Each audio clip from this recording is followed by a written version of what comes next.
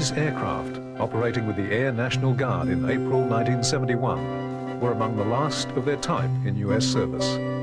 8 months later, the last F-84s were decommissioned and delivered to the scrapyard. Most of the Thunderjets had long gone by then.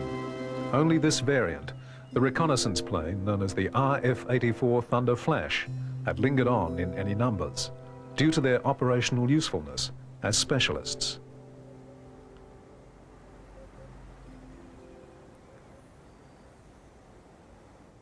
By 1971, the planes were showing their age.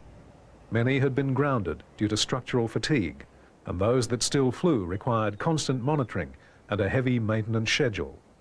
The last of the RF versions had rolled from the factory in 1957, and they had led very busy operational careers.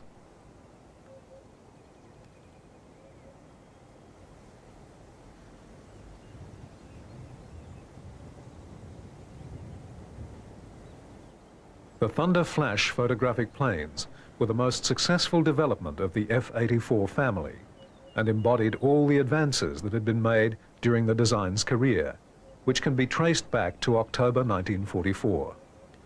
At that point, the design team at Republic had abandoned the idea of putting a jet engine into the redoubtable P-47 Thunderbolt and had set to work on a clean sheet of paper to develop a new aircraft.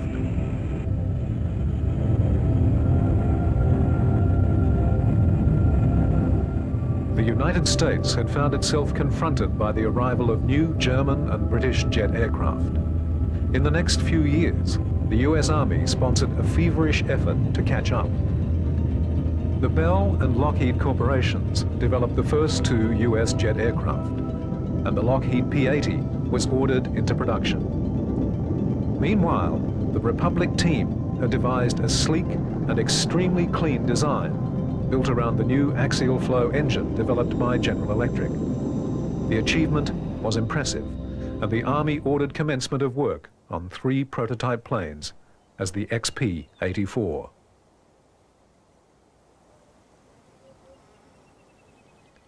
The first plane was completed in December 1945 and then was transported to the Muroc Testing Center for Army evaluation. There, on the 28th of February 1946, the new plane took to the air for the first time, becoming the first post-war American fighter.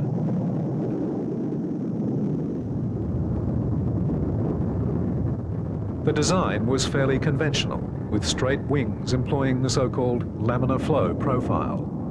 The plane was of all-metal construction, with the wings mounted low on the fuselage. Under the teardrop canopy, the cockpit was pressurized and contained an ejector seat. Though not technologically adventurous, it was an aircraft with classic lines, incorporating most of the proven ideas of the day.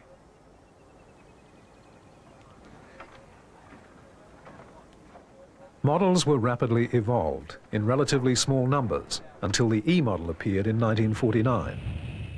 While over 840 of the E model were built, design work continued to refine the plane, and many improvements were retrofitted to the early models. For example, this E model has been refinished with many of the improvements developed for later variants. From the start, there were problems with the new plane. In the main, these were the same problems evident in other early jets. They reflected lack of knowledge about the needs and potential of the new power plants. In its later career, the plane evolved gradually until it looked radically different from the trim 1946 prototype.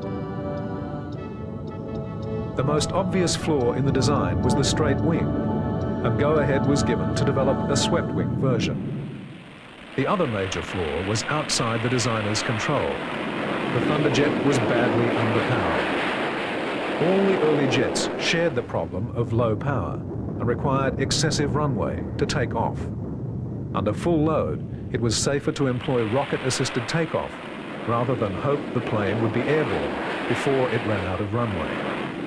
All too often, planes did run out of takeoff room, and hundreds of pilots around the world wrote off their Thunderjets in that way.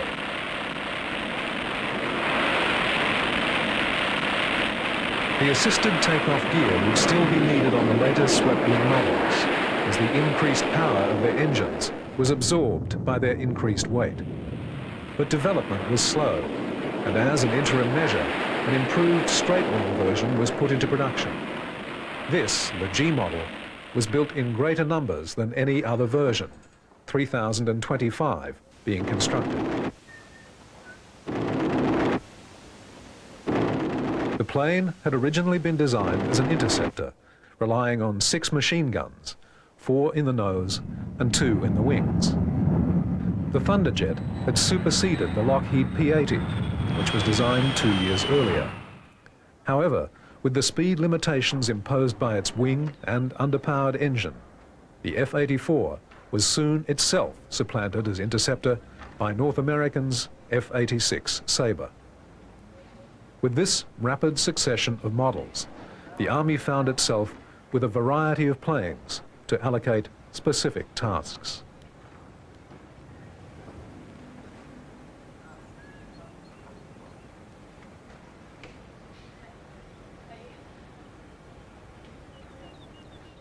In the carve-up of roles among the three, the Thunderjet evolved as a fighter bomber, and by the time of the G model, had been given the ability to carry out nuclear attacks. Its conventional stores carrying was also developed. It was in tactical support and air-to-ground strike operations the Thunderjet was to gain its fine combat reputation.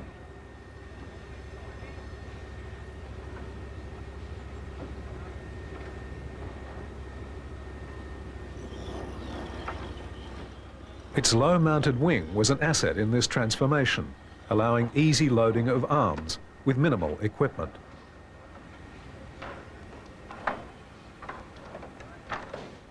With the ability to carry up to 4,000 pounds of bombs, the Thunderjet packed a powerful attack. With the takeoff assistance of rockets, it was able to operate from short frontline strips in fairly rough conditions, and rugged construction gave it the ability to absorb considerable small arms fire and stay in the air.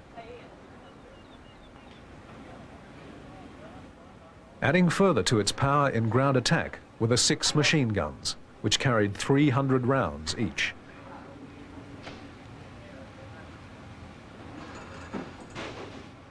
There was provision to sling up to 32 5-inch rockets under its wings and fuselage, reflecting World War experience attacking tanks. As a further variation in strike power, the plane could deliver a deadly load of napalm.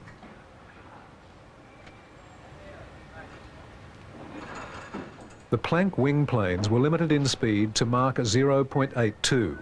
This effectively killed the plane for air-to-air combat. Above that speed, it reacted violently enough to cause structural failure. Another major impediment to use as a fighter was that maneuverability was very limited.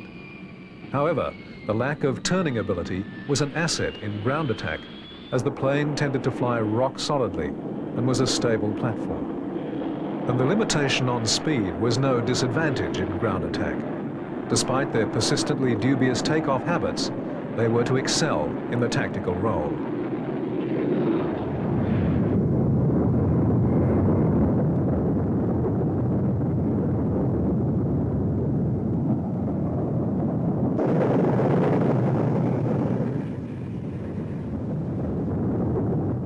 The original production version, the B, had been a very basic aircraft, little advanced on 1945 piston engine fighters.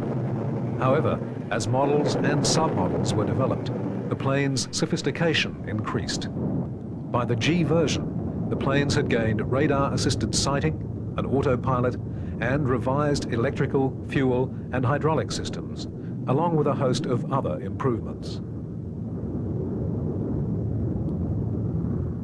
The early jet engines were very fuel-hungry, and the Thunderjet had limited internal storage. The addition of wingtip tanks boosted capacity, but the range of the early planes was limited to 1,200 miles or so. By the time the G model was introduced, its range had been increased to 2,000 miles, but a very important addition was made to that model. Because it was employed by the Strategic Air Command as an escort fighter, it received in-flight refueling provision. Curiously, the receiver was installed in the left wing, disrupting airflow over a considerable proportion of the wing surface. The G model had only been developed because of delays in getting the swept wing version sorted out. However, by 1952, the plane was ready for its first flight. The new model had originally been given a new number as the F-96, but this had later been changed back, and the swept wing plane became the F-84F with the company name Thunderstreak. Once again, the performance of the aircraft in its intended fighter role was disappointing. The increased power of the engine and potency of the shape was swallowed up by the increased weight of the plane, and it shared the earlier model's sluggishness, especially in the dangerously unwilling takeoff. In comparison to the G model's 622 miles per hour, the F model could attain 695. However, in climb and sealing, the new model was worse than the straight-wing planes. The F model followed its earlier brothers into use as a tactical fighter bomber. The swept-wing model had been delayed repeatedly. The overriding restriction on development was caused by budgetary constraints. Congress was keeping the purse strings tightly closed, and the Air Force simply had no money to allocate to the project. The prototype flew on June 3rd, 1950. It was immediately obvious that a more powerful engine was needed. But there, the project stalled, and it was to take a massive stimulus to reinvigorate the development program. Only 22 days after the first flight of the swept-wing model, word of an invasion of South Korea by communist forces from the north reached the United States. The floodgates were opened in a flow of defense dollars that has continued with barely a hiccup ever since. Although many countries promptly disbanded their wartime armies, other countries continued to maintain forces so large that they posed a constant threat of aggression. And this year, the invasion of Korea has shown that there are some who will resort to outright war, contrary to the principles of the Charter, if it suits their ends.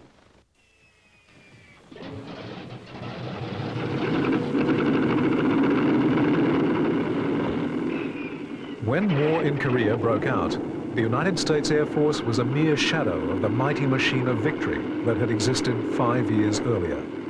The South Koreans simply did not have an air force. They had 16 aircraft, all trainers or liaison aircraft, with not a gun or bomb rack between them. Airfields were few and rudimentary. The workload therefore fell initially to piston-engined aircraft to operate from Korea. American jets were forced to operate from Japan and arrived at the battlefront with limited loitering time available. The force the US could deploy in the air was barely adequate for the task, and if the North Koreans had had a decent air force, the whole of the peninsula may have been quickly overrun. In fact, the North had 62 light attack planes and 70 outdated fighters. This force was very promptly destroyed, and the Americans were able to first slow and then stop the northern advance. Heavy bombers were employed in a combination of interdiction and strategic raids, which helped to paralyze the northern effort. In combination with Navy aircraft and the few types the Air Force could deploy usefully from the limited Korean airstrips, the US gained air supremacy and was to maintain it for most of the following conflict. Given the initial weakness of the ground forces, it's clear that victories in Korea in late 1950 were almost solely due to the American aircraft.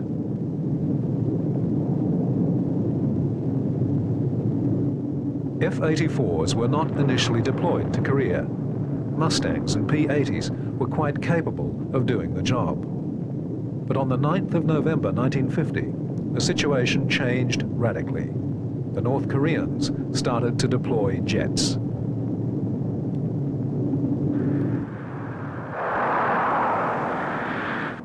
Within days, the United States was forced to deploy more modern aircraft to the conflict. The Thunderjets available were straight-wing D and E models, and they were never the equal of the MiGs. However, the F-84s, though not capable of downing the speedy Russian designs, were just fast and maneuverable enough to usually avoid trouble. Less than a month after the appearance of the MiG-15s on December the 6th, the first F-84 combat missions were flown. The planes had been shipped to Japan, where the damage from salt corrosion was remedied, and along with F-86 Sabres, were committed to the battle.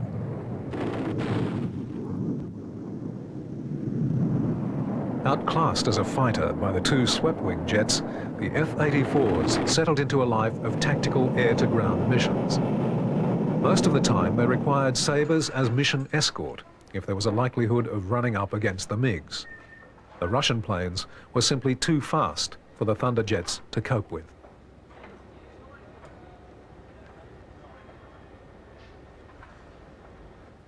In their tactical role, the F-84s were to prove invaluable.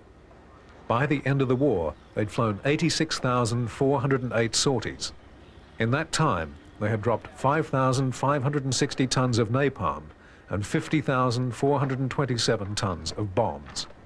They had fired 22,154 rockets and a huge number of rounds from their machine guns.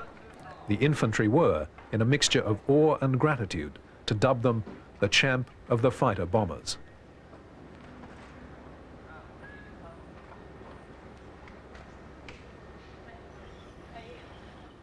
Nine MiGs were officially credited as shot down by Thunderjets, and another 96 were listed as probably shot down or certainly damaged.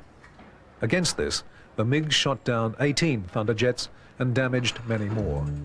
Anti-aircraft fire was to claim a greater tally of the F-84s.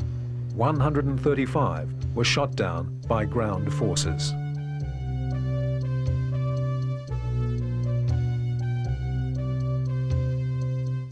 Though some missions were flown from Japan, relying on in-flight refueling, the Thunderjets were tough enough and had sufficient ground clearance to be operated from the rough and ready facilities in Korea.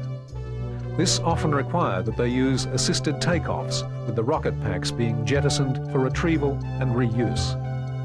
This was less than ideal, as in squadron formation the rocket smoke was so dense that only the leaders could see, and the following planes had to take off on instruments. The routines of briefing, preparation, takeoff and attack became familiar. The F-84s took on a great load, not only in ground support at the front line, but in interdicting supplies, attacking reinforcements and destroying bridges, railways and power stations. In the last of these tasks, they actually operated as a strategic force, a reflection of the way in which they'd established themselves as trustworthy, rugged and deadly. They had proved themselves as a primary weapon in the Air Force's arsenal.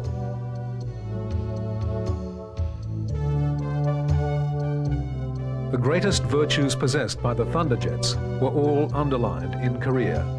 They were, especially in comparison to other early jets, easy to maintain. They were also stable and effective attack platforms, capable of withstanding considerable damage. Their performance was simply workmanlike, especially if compared to their Republic relatives, the P-47 of the Second World War and the great F-105s, which played such an important role in Vietnam. However, despite their limitations, they were the most effective jet attack plane in the Air Force during the Korean conflict. The Thunderjet starts to emerge from the cloak of its failings and be revealed as a very important and successful aircraft. Its greatness has to be seen in the context of the era. Many early jets were far less effective and successful than the F-84. Their contribution in Korea might best be described as worthy. But the reason the tedious, difficult, repetitive and dangerous tasks of the conflict fell to the Thunderjets is simple. They were capable when all around them other types failed the test of combat.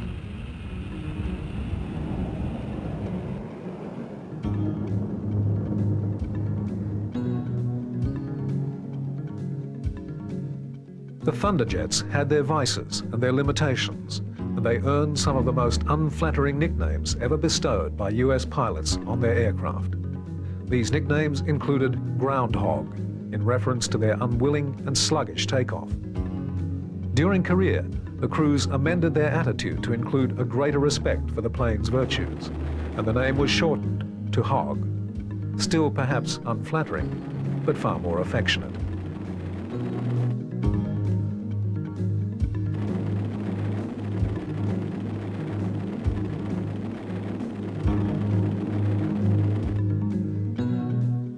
Many lessons of the Second World War had been considered redundant after the development of the atom bomb. Some strategists proclaimed that conventional warfare would never be fought on a large scale again. Too soon, the Russians also had the bomb, and the usefulness of atomic weapons came into question. There seemed little point in nuclear devastation when there was a danger of retaliation. The germ of mutually assured destruction was sown, and a new concept, limited war, was post-dated to cover the Korean conflict. In that limited war, the Thunderjets were one of the most effective weapons available.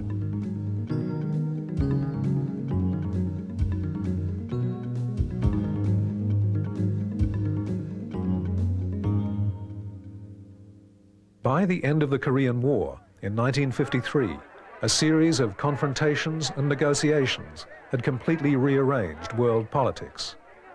This process was formally culminated in Paris on October the 23rd, 1954, with the ending of the occupation of West Germany. From that date onwards, English, American, and French troops remained in Germany as friends to help its defense.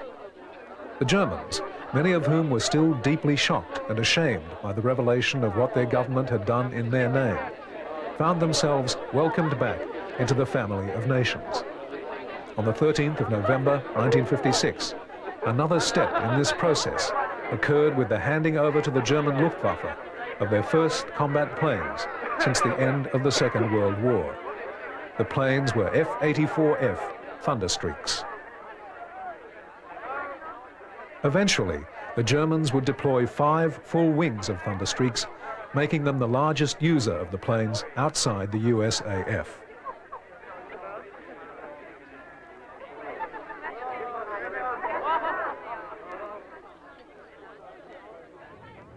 Thousands of F-84s, both straight-winged and swept-wing models, were deployed by NATO countries. In addition to the Germans, they flew with the French, Belgian, Portuguese, Turkish, Dutch, Greek, Danish, Norwegian, and Italian air forces. They were the front line in Europe at a time when it came very close to open warfare and performed sterling service. The last of these operational, with the Turkish Air Force, were phased out of use only in 1982. The Republic planes, despite their limitations, were one of the most effective and important aircraft available. They were phased out when better planes were developed, but until then, they were the best that could be found. One other version of the F-84 was to be made in significant numbers. This was the RF-84F, the Thunder Flash. Korea pointed up the need for a high-speed photographic reconnaissance aircraft, capable of doing the job and avoiding interception by the MiGs. The new photo plane would need a longer range and much higher speed than the aircraft then being used for the job. The second swept-wing prototype had already been constructed with a closed, pointed nose and wing intakes, though these developments were never incorporated into the fighter version. It was on the basis of this airframe that the Republic designers started work on the reconnaissance aircraft. In the end, it was the most successful production aircraft of the whole F-84 family. The prototype RF-84 took its first flight in February 1952, and by then the design had been changed considerably. The wing intakes and wing surface had both been increased, and the neat pointed nose had been replaced with a blunter affair which could house 6 cameras. After successful testing, the plane was put into production, and 718 of the model were constructed.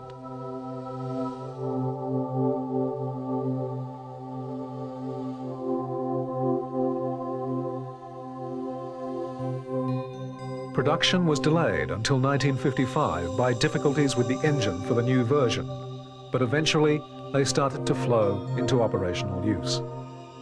The USAF deployed 11 squadrons of Thunder Flashes, and they served with the Air Force and National Guard for 17 years. The US military assistance programs also supplied 327 of them to a number of Allied countries. They had been intended as a stopgap and were replaced in the US front line by McDonnell RF-101 Voodoos after only 3 years' use. However, their long subsequent career with the National Guard underlines how effectively the Republic team had addressed the photo reconnaissance task and how valuable this version was.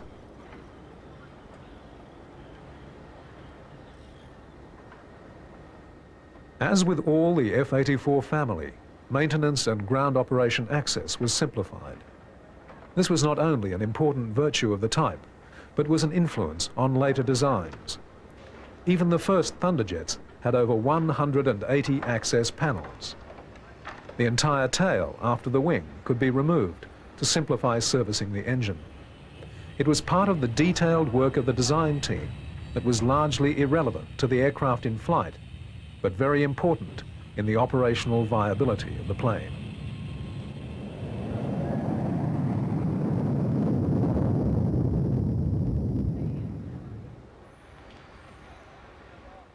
Among the milestones posted by the Thunderjets was their time in use with the USAF's Thunderbirds, the display team. It's uncertain whether the team took its name from Republic's plane, but what can be said with certainty is that the first aircraft employed by the team on its formation in 1953 were F-84s. These were the straight-wing F-84Gs, and the team flew with them for 2 years.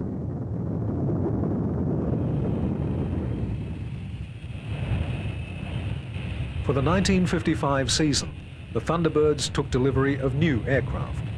Once again, these were F-84s, a swept-wing F model.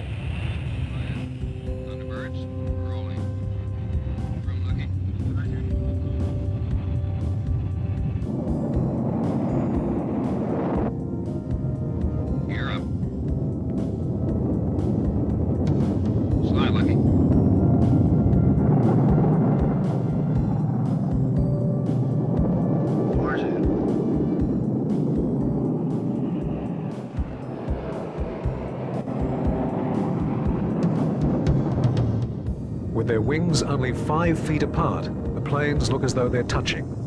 This type of formation flying, with a plane as unmaneuverable as the early jets, is extremely dangerous.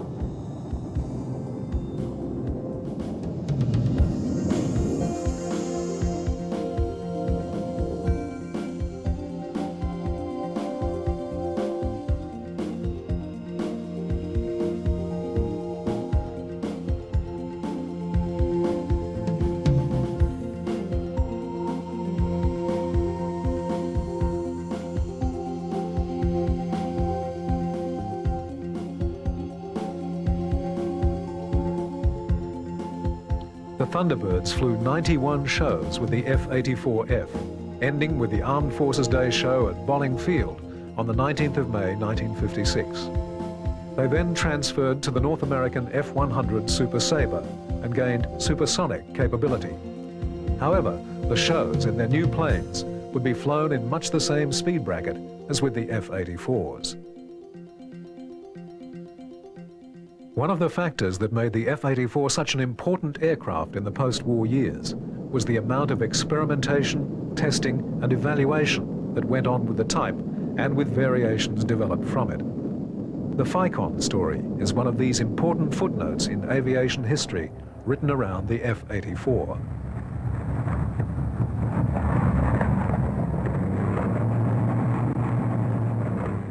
The name FICON is derived from the term fighter conveyor, and the project was a response to the need for aerial surveillance. Large reconnaissance aircraft had become too vulnerable for operations over hostile territory, yet much of the territory which had to be overflown was well outside the range of a fighter, let alone the endurance of its pilot. The scheme was simple in conception, but was far more complex to carry out. In effect, a B-36 bomber acting as a mother ship would carry the photo reconnaissance fighter for all but the dangerous part of the mission, launching and retrieving it in flight. A series of attachments, both for the bomber and the fighter, were developed before a reliable system was reached. It was difficult and highly dangerous.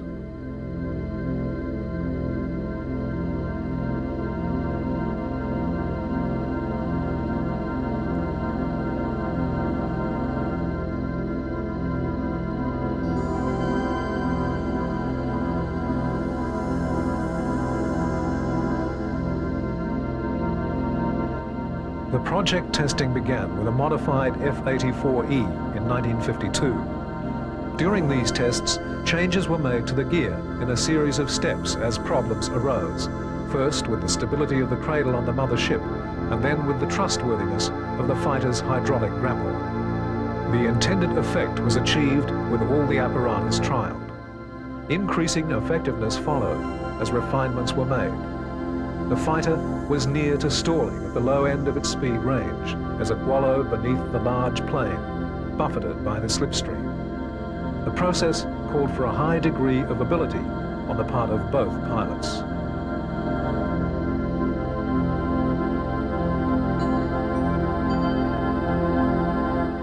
The aircraft intended for operational deployment in the job was the RF-84F, modified and redesignated the RF-84K.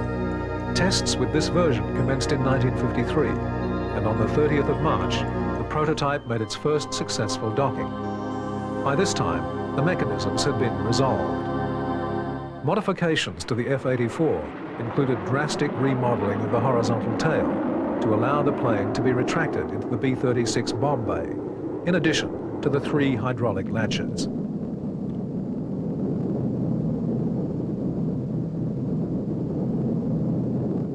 Testing of FICON continued until 1955, and production aircraft were then deployed. The 91st Strategic Reconnaissance Squadron, based at Larsen Air Force Base, received 25 of the specialized RF-84Ks and were teamed with a squadron of modified B-36s.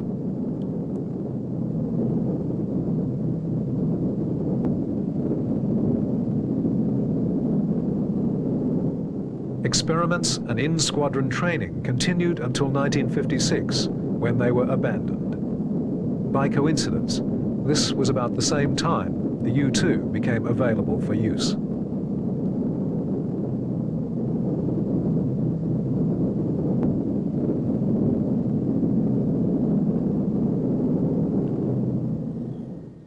One of the nightmares that beset planners after the Russians had developed their own atomic weapons and delivery systems was that airfields could now be totally destroyed, along with all their aircraft, in one hit.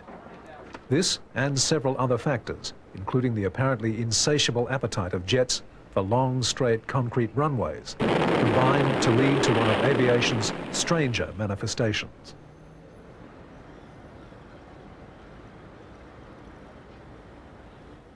This was the system known as Zero-Length Launch, or ZEL. This scheme aimed to shoot manned and nuclear-armed aircraft off the back of trucks or out of concrete bunkers.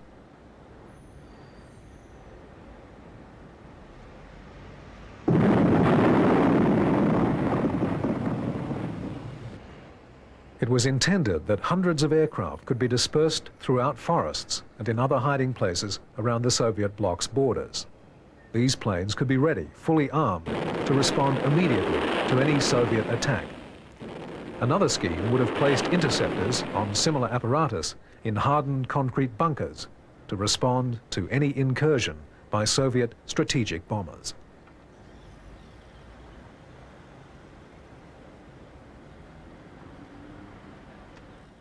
In tests conducted by the Martin Company with equipment that had been developed for the Matador missile program, the system was trialed with unmanned F-84G aircraft and apparently worked well. The first launch took place on December the 15th, 1953, and the F-84 was rapidly accelerated from the truck and then allowed to find its own way back to Earth. Another unmanned trial followed.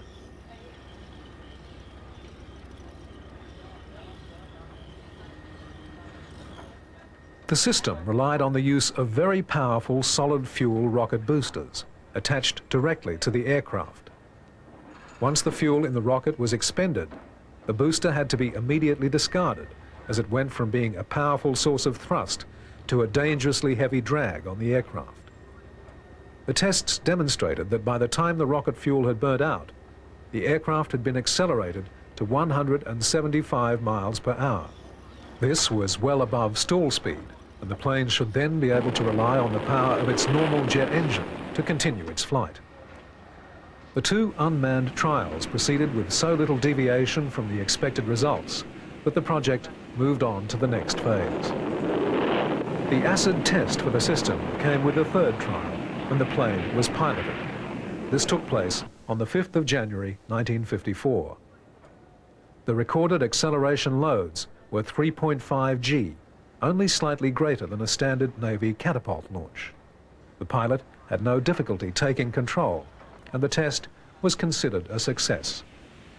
The project continued to 1959 with a series of later tests using North American Super Sabres.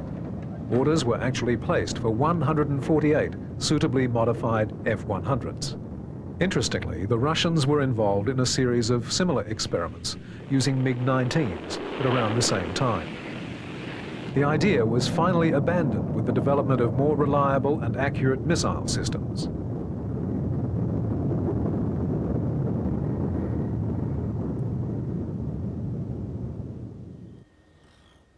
Experimentation with the F-84 continued to throw up a fascinating variety of variants. One of the more outlandish was the F-84H model, designed to be a supersonic, propeller-driven aircraft. This was truly a very different plane, and originally was designated the F-106. It had very little in common with the rest of the series, but was redesignated as the F-84H before its first flight. Two prototypes were ordered, with the aim of developing them for Navy carrier deployment.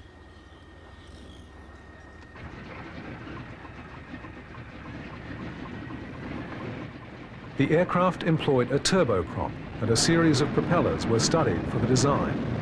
Its first flight took place on the 22nd of July 1955 and passed with no real hitches. However, the plane failed to live up to expectations and did not actually pass Mach 1. It managed to reach 670 miles per hour, which made it the world's fastest propeller-driven aircraft, but was useless for the Navy's purposes.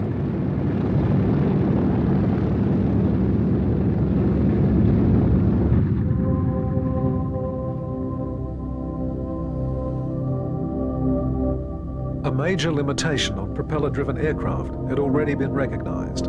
At speeds nearing Mach 1 and then passing through it, different parts of the propeller would be simultaneously traveling at speeds above and below the speed of sound. The stresses involved are massive, and the whole area of propeller design and construction needed revolutionary changes to cope with the various loads that would be encountered. As a test vehicle for the assessment of this technology, the plane was very valuable.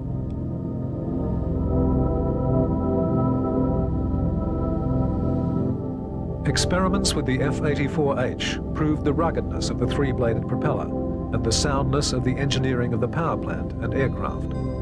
However, with the introduction of steam catapults, angled decks and in-air refueling, the Navy was able to abandon the project and employ true jet aircraft. This left the US Air Force to pursue the project as a matter of basic research and development for its own purposes.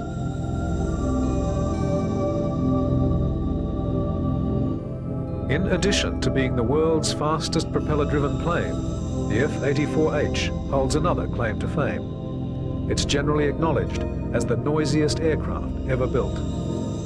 The engine was a large Allison unit, developing nearly 6,000 horsepower, but this was only a minor factor in the din of the aircraft. What really made the racket was the propeller. At high revolutions, even in ground maneuvers, the propeller tips went supersonic. This meant that the plane emitted around 900 sonic booms per minute, and these combined to make an astonishing row. The noise was such that ground crew involved in the test series suffered malaise and nausea if they were anywhere near the aircraft during taxiing run-up or takeoff. This was true even if they wore earplugs. The effect on a carrier's deck of a squadron of such aircraft preparing for takeoff would undoubtedly have been bad for operational efficiency. The plane and supersonic propellers were quite sensibly abandoned. Perhaps the most outstanding derivative of the F-84 was the XF-91 Thunderceptor. This 1946 design stands as one of the most amazing experimental aircraft of its era. It was fitted with 4 rocket chambers in addition to a powerful jet engine. It was the first US combat plane to break the speed of sound in level flight. The aircraft wings pivoted to give a variable angle of attack. Together with full-length slats, this gave the plane a very low stall speed for the time and allowed in-flight maneuvers that remain unique. The wings themselves were another radical feature, tapering in from the tip to the fuselage. This reversed the effect of wingtip stall, turning dangerous pitch up into easily controllable pitch down. If it had been fitted with the intended power plants, it was expected to fly to Mach 2, but even with the limited power of the available engines, it was capable of Mach 1.2. Though clearly the most advanced design of its era, it was not proceeded with on the basis of cost. Republic was a very ambitious company, committed to advanced design, and another of their projects, again not put into production, was the Mark III XF-103, a delta wing which used both a turbojet and ramjets. This plane had no canopy as such, the pilot being totally enclosed. An F-84 was employed to test periscope systems for the XF-103 pilot, and this strange mutant Thunderjet established that the system could be made to work. In Air National Guard hands, the F-84 persisted for a long and uneventful career, still plagued by its groundhog takeoff, but trusted and respected by its pilots. While they spent most of their time with the USAF as a second division aircraft, for many nations they were front line. For many of these air forces, the F-84 was persisted with not only because of budgetary constraints for the purchase of replacements, but because they worked well enough to deserve their attention. The F-84 slipped into history virtually unlamented.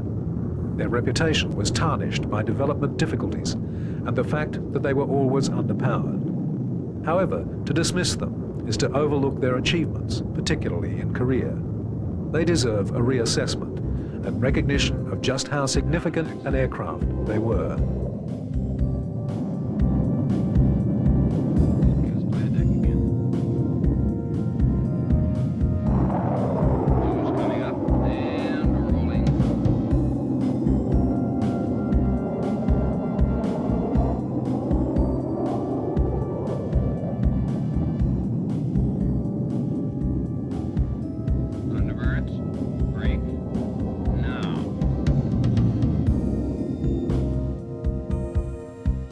Like the rest of the first generation of jet fighters, the F-84 was effectively a transition between the piston engine planes and the more effective aircraft known as the Century series, the second generation of jets.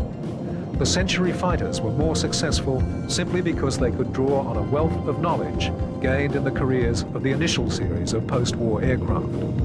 Within the first generation, the Republic planes were outclassed by only the F-86, which itself was a later design and drew on the knowledge gained in the F-84's career. Okay, let's start moving in slowly. 330. Hard turn to the right. The F-84 can be seen in hindsight to have had many virtues in an era when aircraft design had run into areas of great uncertainty. The problems of developing jet engines to deliver power and reliability were forced to one side by military considerations. The availability of even very limited jets had made propellers totally redundant. Propeller-driven aircraft were well understood and very reliable, but need compelled the transition to a far less advanced and trustworthy technology. As Korea demonstrated, the F-84, for all its faults, was the most dependable and rugged of its contemporaries. The F-86 is remembered as the plane that bested the MiG-15, but the F-84 was the plane that operated from the worst strips under abominable conditions and helped to stem the tide of Chinese intervention with a hail of accurately employed tactical firepower. In addition, during its career, it was host to a large number of experiments and developments that changed the face of aviation and have had effects that can still be seen in aviation science today. In a very distinguished family, the F-84 sits between two of the most successful tactical fighters of all time, the P-47 Thunderbolt and the F-105 Thunder Chief. And given their era, they survive a comparison very well.